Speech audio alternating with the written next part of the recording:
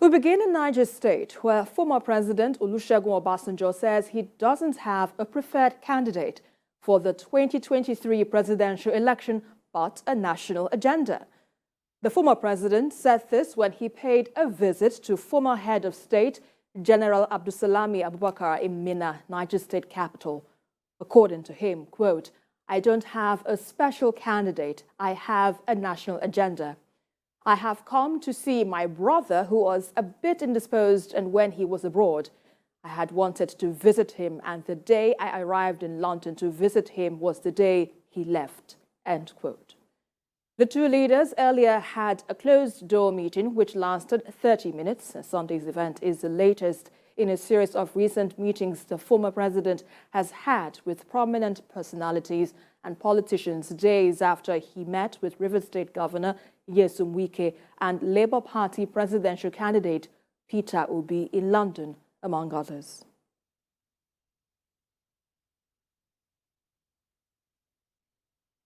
And for more on this latest development, I have joining me our Niger State correspondent, Chenami Bamiyi, for more insights on this development. Chenami, so now the former president Olusegun Obasanjo will want the public now to believe that the visit has no political undertone, but recent events suggest that the former president is serious with what he calls the national agenda.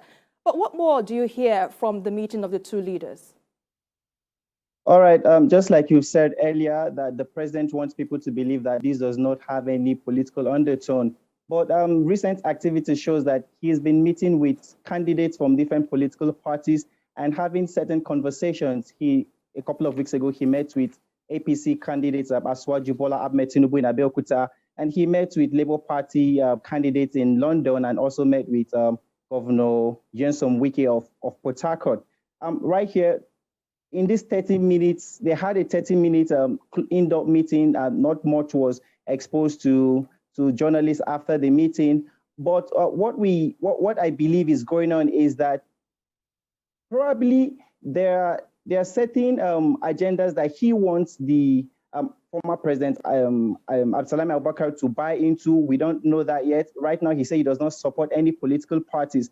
But probably this meeting is to see how he can get his buy-in on those agenda. Let's not forget also that it was former President Abdulsalami Abubakar that handed over power to President Olusegun Obasanjo in 1999. The question now is, in September, when campaigns will begin proper and everybody's intention is laid bare, if Obasanjo supports any particular candidate, would people line up behind him to support that candidate as well?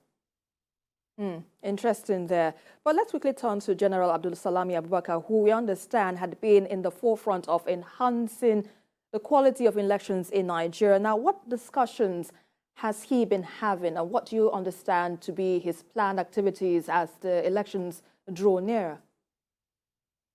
All right, since 2007, General Abdulsalami Abubakar has been heavily concerned about peaceful electoral processes and wanting candidates and their supporters to comply with the electoral process and ensure that it is void of any form of violence. In 2007, in 2010, in 2015 and 19, he always called party candidates together to sign the peace accord to promise that they would not perpetrate any form of violence. And we're expecting that might happen in this upcoming election as well. Noting as well that this election is quite a significant one for Nigeria. There's going to be a change of guards.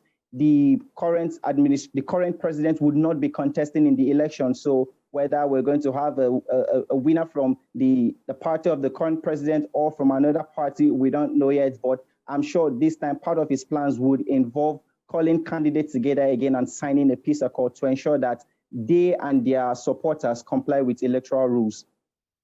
Chenami Bamiyi live for us from Niger State. Thanks a lot for the updates there.